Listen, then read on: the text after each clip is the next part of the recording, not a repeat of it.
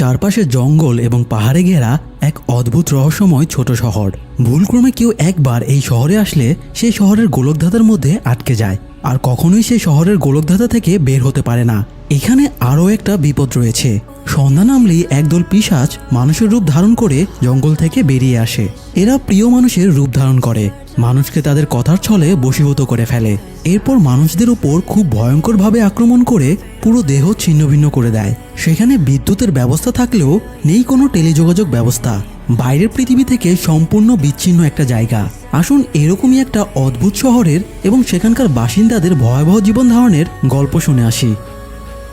প্রায় সন্ধ্যা ঘনিয়ে এসেছে, তাই ঘন্টা বাজিয়ে সবাইকে বাড়ি ফিরতে অ্যালার্ট করে দিচ্ছিল এখানকার শেরিফ বয়েড স্টিভেন্স। শেরিফ বলতে মূলত সরকারি কর্মকর্তা বা অভিভাবককে বোঝায়। বয়েড স্টিভেন্স এখানকার অভিভাবক। তিনি সবার সিকিউরিটি এবং সেফটির খেয়াল রাখেন। এই শহরটা হলো একটা অদ্ভুত এবং রহস্যময় শহর। এই শহরে বসবাসকারী কেউ ইচ্ছে করে এখানে আসেনি, বরং পথ ভুলে মানুষ এই শহরে চলে আসে এবং একটা গোলকধাঁধার মাঝে আটকে পড়ে। একবার কেউ এখানে চলে এলে বাকিটা জীবন সে আর এই শহর থেকে বের হতে পারে না। এখানে সবচেয়ে ভয়ঙ্কর যে ব্যাপারটা রয়েছে তা হলো সন্ধ্যা নামলেই একদল পিশাচ মানুষের রূপ ধারণ করে জঙ্গলের ভেতর থেকে বেরিয়ে আসে। তারা মানুষকে বাইরে পেলেই আক্রমণ করে এবং খেয়ে বডিটা ছিন্নভিন্ন করে ফেলে। আর এই জন্যই স্টিভেন্স রোজ সন্ধ্যার আগে ঘন্টা বাজিয়ে সবাইকে অ্যালার্ট করে দেয় যে বাড়ি ফেরার সময় হয়ে গেছে। আবার বাড়ি ফিরেও যে স্বস্তি আছে তা কিন্তু না। এখানে প্রতিটা বাড়ির দরজায় একটা বিশেষ পাথর ঝোলানো আছে। এই পাথরটা রক্ষা কবচের কাজ করে। এটা থাকলে পিশাচগুলো আর ভেতরে ঢুকতে পারে না। কিন্তু কেউ যদি ভুলক্রমে ঘরের জানালা বা দরজা রাতের বেলা খোলা রাখে তাহলে এই পাথরের কার্যকারিতা নষ্ট হয়ে যায় এবং পিশাচেরা সেই বাড়ির মানুষের উপরে আক্রমণ করে। যাই হোক, সন্ধ্যার আগে সবাই বাড়ি ফিরলেও ফ্রাঙ্ক নামের একজন বারে অতিরিক্ত মদ খেয়ে বেহুশ হয়ে পড়ে থাকে। বার ম্যানেজার তাকে ডেকেও তুলতে পারে না, ফলে সে বারের দরজা বন্ধ করে দিয়ে ভেতরে চলে যায়। এদিকে ফ্রাঙ্কের স্ত্রী এবং মেয়ে তার জন্য অপেক্ষা করেও যখন সে না ফেরে তখন তারা দরজা জানালা বন্ধ করে বাড়ির ভেতরে ঢুকে পড়ে। রাতে ফ্রাঙ্কের স্ত্রী দরজায় ঝোলানো পাথরটা ঠিক আছে কিনা চেক করে দেখে। রাতে যখন তারা শুতে যাবে তখন ফ্রাঙ্কের মেয়ে মেগান জানালার বাইরে থেকে তার দাদির ডাক শুনতে পায়। বাচ্চা অবুঝ মেয়ে কিছু না বুঝেই জানালার পর্দা সরিয়ে দেয় আর দেখে তার দাদির মতো দেখতে একজন মহিলা দাঁড়িয়ে আছে। আদতে এটা পিশাচ ছিল। সে মেগানের দাদির রূপ ধরে এসেছে। মেগানের মা যতক্ষণে ঘটনা টের পায় ততক্ষণে মেগান জানালা খুলে দেয় আর পিশাচটা তাদের ওপরে ঝাঁপিয়ে পড়ে। সকালে ফ্র্যাঙ্ক যখন বাড়ি ফিরে সে বাড়ির সামনে অনেক মানুষ দেখে হকচকিয়ে যায়। তখন স্টিভেন্স বেরিয়ে এসে ফ্র্যাঙ্ককে গালাগাল এবং মারধর করতে শুরু করে। সে ফ্র্যাঙ্কের কলার চেপে ভেতরে নিয়ে যায় এবং স্ত্রী সন্তানের বীভৎস লাশ দেখায়। স্টিভেন্স এর জন্য ফ্র্যাঙ্ককেই দায়ী করে। তার কেয়ারলেসের কারণেই তার ফ্যামিলিকে হারাতে হলো। স্টিভেন্স ডেপুটি শেরিফ কেনিকে নির্দেশ দেয় ফ্র্যাঙ্ককে গ্রেপ্তার করার জন্য। পরবর্তীতে তাকে এই অপরাধের জন্য শাস্তির আওতায় আনা হবে। এরপরে স্টিভেন্স ফ্র্যাঙ্কের বাড়ির পাথরটা তুলে নিয়ে বেরিয়ে যায়। এদিকে ম্যাথিউস ফ্যামিলির জিম ম্যাথিউস তার স্ত্রী তাবিথা, মেয়ে জুলি এবং ছেলে ইথানকে নিয়ে একটা আরভি কারে করে ট্যুরে বেরিয়েছিল। কিন্তু জঙ্গলের রাস্তায় জিম একটা গাছ উপড়ে পড়ে থাকতে দেখে গাড়ি থামিয়ে দেয়। সামনে যাওয়ার আর পথ না থাকায় জিম বেশ হতাশ হয়ে যায়, কারণ তাদের আবারও অনেকখানি পথ ঘুরে যেতে হবে। বাধ্য হয়ে গাড়ি নিয়ে তারা আবারও পেছনের পথে ঘুরে যায়। অন্যদিকে স্টিভেন্স পাশের এক কলোনিতে ছেলের সাথে দেখা করতে যায়। এখানে দুটো গ্রুপ রয়েছে।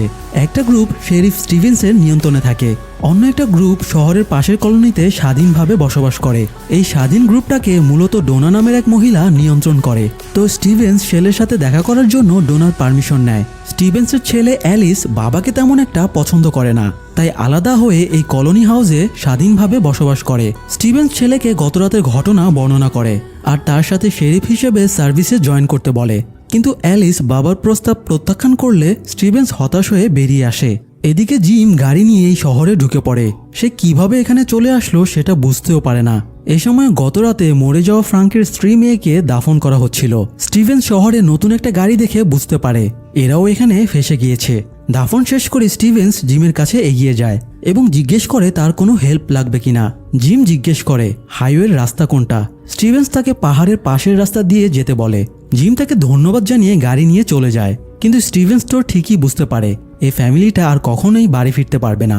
যাই হোক, অনেকক্ষণ ড্রাইভ করার পরে তারা আবারও ঠিক একই শহরে ফিরে আসে। তারা একটু অবাক হলেও ভাবে হয়তো তারা ভুল টার্ন নিয়েছিল, তাই আবারও তারা গাড়ি ছুটিয়ে দেয়। কিন্তু তৃতীয়বারের মতো একই জায়গায় ফিরে এলে এবার তাদের বিস্ময়ের সীমা থাকে না। জিম এবার গাড়িটা পেছনে ঘুরিয়ে সেই পথেই এগোতে শুরু করে। তাদের দেখে স্টিভেন্স বুঝতে পারে তারা গোলকধাঁধায় ফেসে গিয়েছে, তাই তাদের থামিয়ে আসল ঘটনা খুলে বলার সিদ্ধান্ত নেয়। ওদিকে বারবার একই পথে ঘুরপাক খাওয়ায় জিমের মেজাজ খারাপ হয়ে গিয়েছিল, তাই সে খুব জোরে গাড়ি চালাচ্ছিল। হঠাৎ তাদের সামনে আরেকটা গাড়ি চলে আসে, তাই অ্যাক্সিডেন্ট থেকে বাঁচতে জিম গাড়ি জোরে টার্ন নিয়ে নেয়। ফলে গাড়িটা জঙ্গলের মধ্যে নেমে গিয়ে উল্টে যায়। একটা গাছ জিমের সিটের সাথে ঢুকে গিয়ে সে নিজের সিটেই আটকে পড়ে। তাবিথা আঘাত পেয়ে অজ্ঞান হয়ে যায়, আর জুলি কোমরে ব্যথা পেলেও মোটামুটি ঠিকই ছিল। আর একটা রড ইথানের উরুতে ঢুকে যায়। জিম অনেক চেষ্টা করেও নিজের সিট থেকে নড়তেও পারছিল না। অন্য গাড়িটাও একইভাবে গাছের সাথে ধাক্কা লেগে অ্যাক্সিডেন্ট করে। এই গাড়িতে দুজন বন্ধু টবি এবং জেড ছিল। অ্যাক্সিডেন্টের পরে গাড়ির ভেতর থেকে টবি আহত হয়ে বেরিয়ে আসে, তার বুকে আঘাত লেগেছিল। টবি টলতে টলতে সাহায্যের জন্য শহরের দিকে ছুটতে থাকে। রাস্তায় আরভি গাড়িটা থামানোর জন্য স্টিভেন্স এবং কেনি পেরেকের কার্পেট বিছাচ্ছিল। তখন টবি তাদের কাছে গিয়ে অ্যাক্সিডেন্টের কথা জানায়। স্টিভেন্স কেনির সাথে টবিকে হাসপাতালে পাঠিয়ে দেয় এবং নিজে দৌড়ে জঙ্গলের দিকে যায়। স্টিভেন্সের সাথে প্রথমে জেডের দেখা হয়। জেড মাথায় আঘাত পেয়ে স্মৃতি হারিয়ে ফেলেছিল, তাই উদ্ভট আচরণ করছিল। তাই স্টিভেন্স তাকে হ্যান্ডকাফ দিয়ে গাড়ির সাথে আটকে দিয়ে আরভি কারের দিকে এগিয়ে যায়। স্টিভেন্স জিম এবং তার ফ্যামিলিকে ভেতর থেকে বের করার চেষ্টা করছিল। ততক্ষণে কেনি টবিকে হাসপাতালে পৌঁছে দিয়ে সাহায্যের জন্য ডাক্তার ক্রিস্টি, ফাদার রুদ্র এবং অ্যালিসকে নিয়ে জঙ্গলে আসে।